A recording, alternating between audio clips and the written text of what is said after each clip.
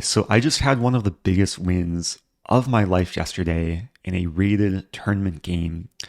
I played the weekly Blitz tournament at the St. Louis Chess Club, and none other than world number two, Fabiano Caruana, showed up, along with a lot of other title players. A lot of us, including myself and Fabiano, are going to New York City in a few days to compete in the World Rapid and Blitz tournament. So this was really good training for me, and I played him in round three of the Blitz tournament. This is a 5-round double round tournament, meaning you play 5 different opponents in 2 games each. So in this video, I want to share my first game against Fabiano. I filmed the game through the glass at the chess club, so the quality maybe isn't perfect, but I'm hoping that you'll find the chess game really interesting and exciting. So let's get into it.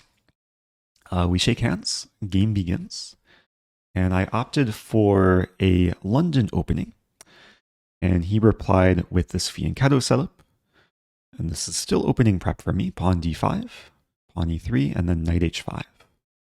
And I was aware that he played this a few years ago in the US Championships against Grandmaster Andrew Tang, and I couldn't quite remember my prep, so I played bishop to g3, trying to be solid. He played pawn c6, and I played knight f3. So I was out of any opening preparation.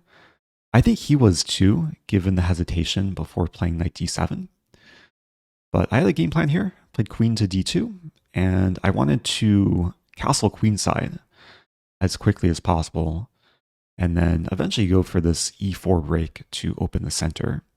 He takes on g3, snagging the bishop pair, plays bishop g7, and at this point, the engine actually slightly prefers black, but I was still feeling okay. I castle queenside.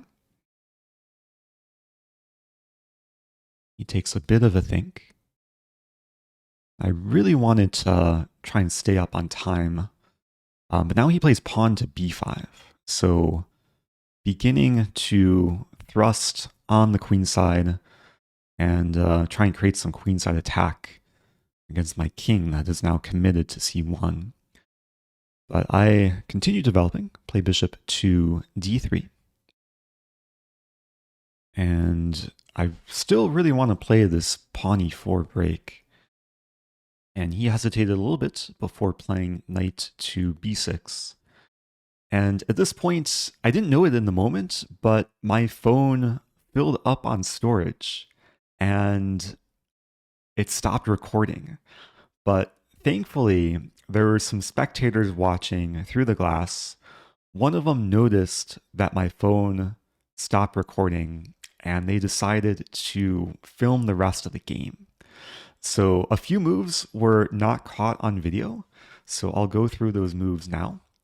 After knight b6, I played pawn e4, my main plan going into the middle game.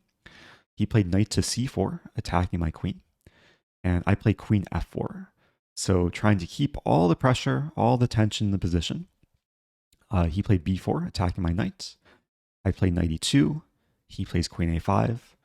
So for the last 3 moves, he's thrown punch after punch after punch while improving on the queen side. He's now attacking my pawn on a2. I play king to b1. And then he played the sneaky move h6. And this is where the recording will resume on one of the spectators' phones.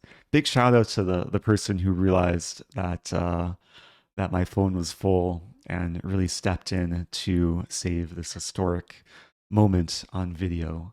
But yeah, Fabiano plays h6, and it's a sneaky move because he wants to play pawn g5 to almost trap my queen. If he gets this move in, my only safe square for the queen would be back to c1.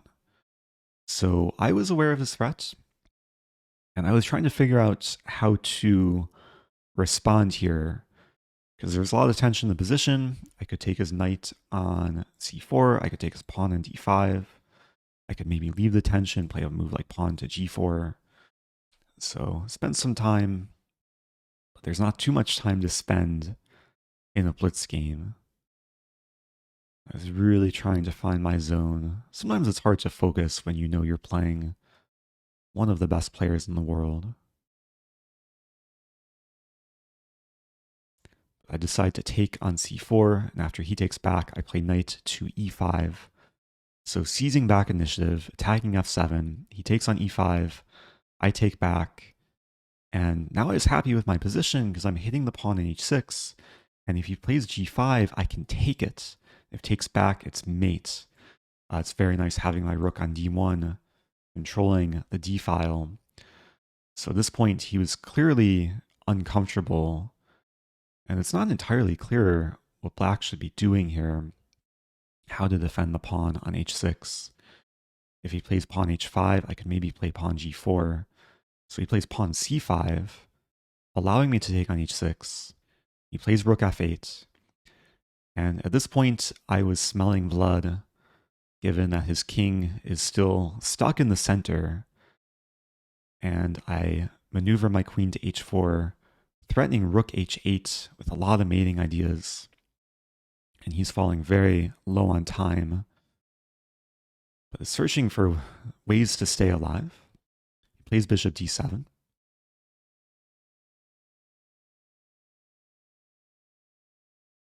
I play rook h8, and he castles queenside. So getting his king to a safer place, but black is about to drop some material. I take on f8, he takes back, I take on e7. After rook to d8, black is trying to hold on for dear life, but losing f7. Now I have this very strong pawn ready to push forward in the center. He plays pawn c3, trying to great counterplay. I play pawn e6, he plays bishop to b5. And at this point, my heart was beating really, really fast. If I was wearing a heart rate monitor, it was probably above 150. But I was trying to stay calm on the surface, trying to figure out how to deal with the fact that my knight's attacked and my rook is attacked. I was just looking for ways to simplify. I start by taking on d8, and then I go for pawn e7, allowing queen d1 check, but my knight can always block on c1. And after queen d7, I am able to simplify. I promote, the queens come off the board, and I take on c3. And at this point, position has completely simplified. I win the last kingside pawn for black on g6. And now it's just a matter of cleanup time. I have 4 pawns on the king side ready to advance. He attacks my knight, I move it. And even though his king is more active than my king, I'm just up way too many pawns. I win the pawn on c3. And now I start pushing my e-pawn. I do walk into king d4. He forks my knight and my pawn. I have to lose my pawn on e5.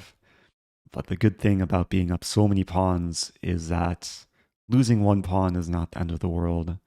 I start pushing my kingside pawns and he resigns. And that is my biggest tournament win of all time, defeating Fabiano. Yeah, it was, unfortunately, it was not FIDE rated, but it was US Chess Blitz rated. And this is just the first of 2 games. But I'm going to save our second game for the next video. So hope you guys enjoyed it and stay tuned for the next one.